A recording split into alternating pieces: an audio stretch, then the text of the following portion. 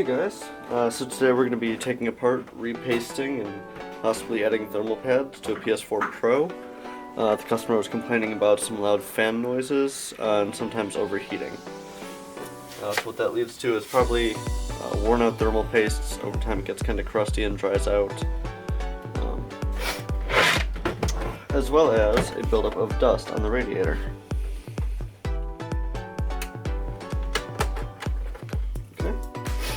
Take that piece off. So the first thing you'll probably see is a Phillips head screwdriver right here. I'll be taking that out first.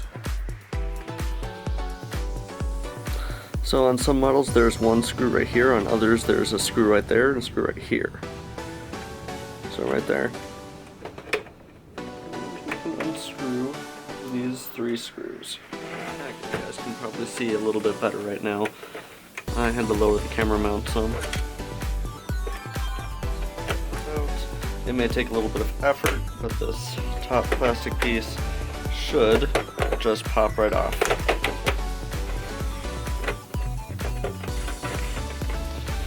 Now this lip slides over this, so you'll have to slide it that way a little bit. It should come right off. You can see there's a bit of dust around the edges.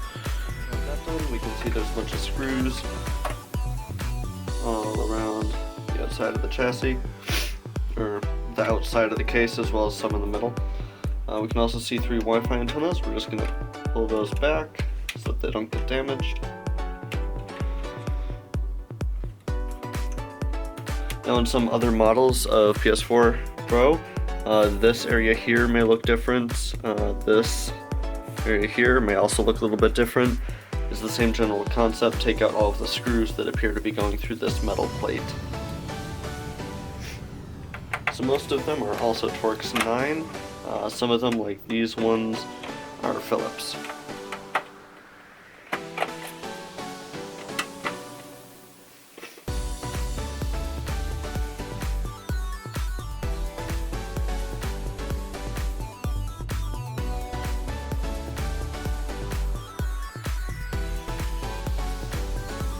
Want to make sure we can do this, cable the rest of the way, all of these back to the side.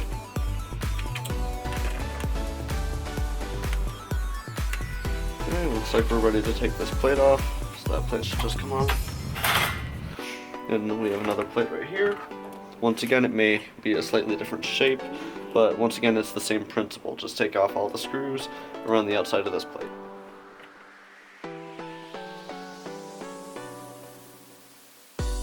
Okay, and you can just take this plate off. You may need to get your fingernails underneath it.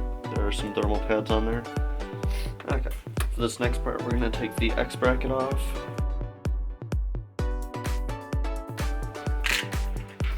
Okay, we're going to take the X bracket off, and we're going to take this off. Be careful not to break one of the plastic pins. You need to pull straight up. You can see it's pretty dusty even on the underside of this, as I can wipe it off with my thumb. So when you're putting this back together, definitely make sure you put this back, otherwise this X bracket will be shorting out some of the capacitors right in the middle there with this little metal dot. And that's a really good way to kill your console.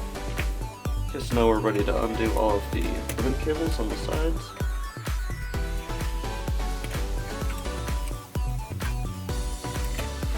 And once you think you have all of them, just go over it a second time just to make sure, because if these ribbon cables break, these ones are a pain in the butt to replace.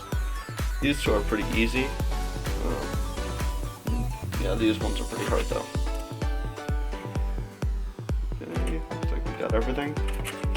So we're going to try and lift up from the edge of the board, applying extra pressure here, right around these two pins. That's the power supply.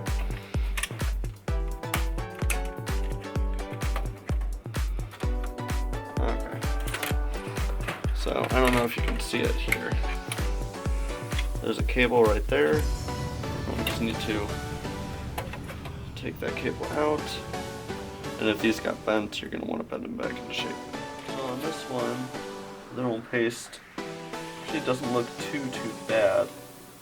but I can see a whole bunch of dust around the fan, some over there, and as well as other dust just around the console. So we're going to take this, we're going to blow it out. You can use either compressed air, or we have an air gun hooked up to an air compressor, so I'm going to go use that and I'll be right back. The first thing we want to do is clean off the old thermal paste. You can use just a regular paper towel. So you can clear off the thermal paste around the sides, but be very careful for these SMT components over there. If you knock those off, it can, in some cases your console will be fine, but in most cases your console will need to be repaired. So we can clear off both of those, and we can clear off the heatsink, make sure that most of the thermal paste is gone. And then after all of that's gone, you can put a few drops of isopropyl alcohol on them, just to get rid of any residue that might still be there. And as you can see, it still looks nice and black, even though you can't see too much.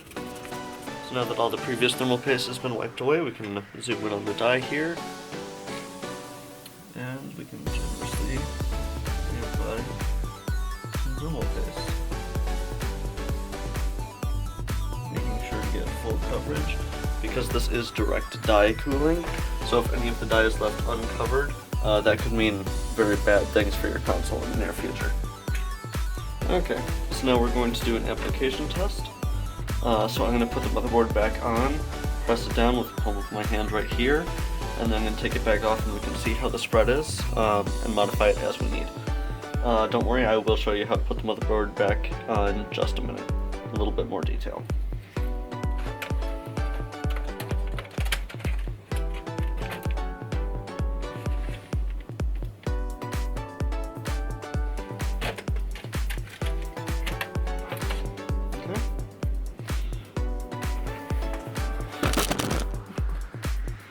Okay, so we can see here that it got a nice even spread all the way around. We hit a little bit going off the edge, but that's absolutely fine. So as long as you don't... Okay, so now that we know we have good coverage, we can put this thing back on in there. So this is where a lot of the problems arise when putting it back in. So the first thing we'll have to deal with is these two prongs. You want to push this one that way a little bit. Between the different wires of the cable, get it lined up with the connector, and just push up. Next step, you're going to want to make sure that all of the ribbon cables and all of the antennas are on top of the motherboard, so that way you don't pinch any of them or get them caught. So those are good. This one's good. That one is good. Okay.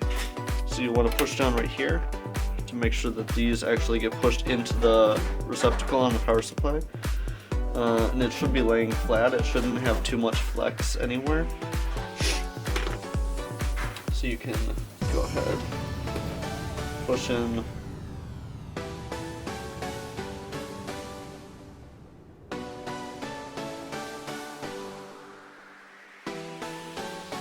Now what we're going to do is we're going to actually plug in all of the cables, including the antennas.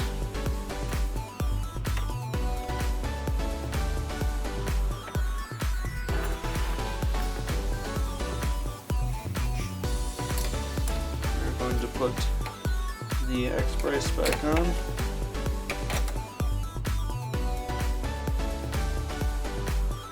So when you're screwing in the X-Brace, you want to try and make sure that you have even pressure. So you don't want to screw them all the way down the first time.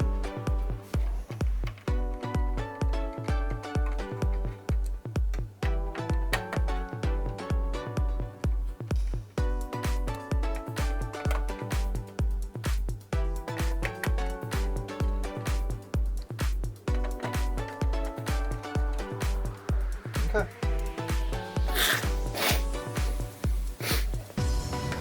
Now that we have that, we have this plugged in, all the ribbon cables aren't plugged in, and the antennas are plugged in. we are going to plug in the hard drive. We're going to screw the hard drive down just so it doesn't get out of control or fall off.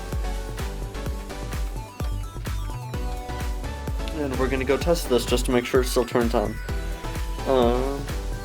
If it's your first time, I highly recommend testing it, using the Wi-Fi, doing all that stuff, just to make sure you didn't damage anything yet, because when you put it back together, then you find out something is wrong. That's a pain in the butt. So I'm going to go test this and I'll be right back. Okay. So I tested out fine.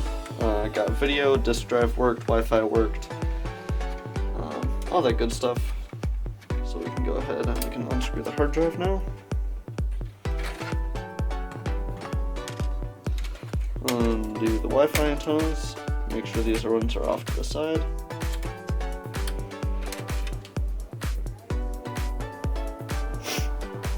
And we can go ahead and start putting all the shielding back on.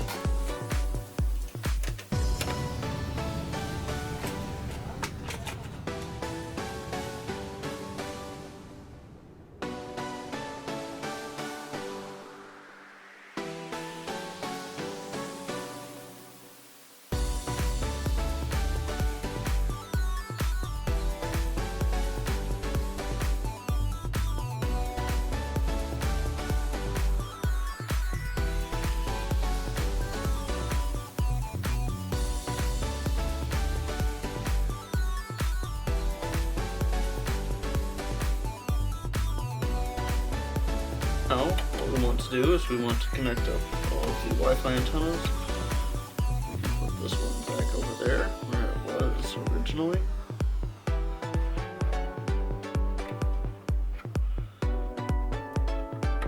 You should see a bunch of little slots over here. You should see a nice way to route each and every cable. If it seems wrong or too convoluted, it probably is. Just take the cable out, look at the area surrounding it and see if maybe you missed something. So now that the Wi-Fi cables are on, we can get the cover.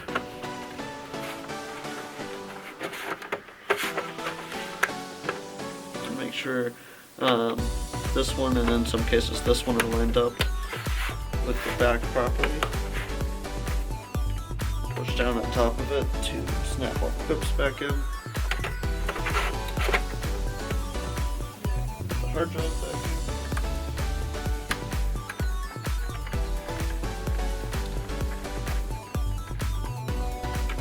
in. Okay, we're on the home stretch now, so you can put in these last three black Torx 9 screws on the back.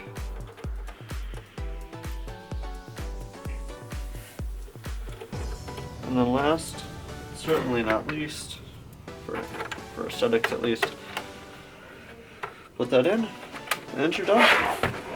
So you have successfully repasted, or hopefully successfully repasted, a PS4. Hey guys, I hope you enjoyed the video. If you have any questions, comments, or concerns, leave those down in the comment section. If you want to buy any of the tools that we used, or just see which ones we did use, they'll be down in the description, and you can find them for sale on store.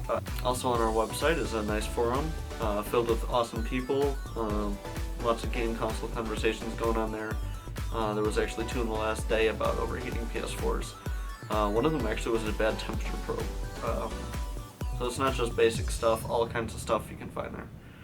I hope you guys learned something, and I'll see you in the next video.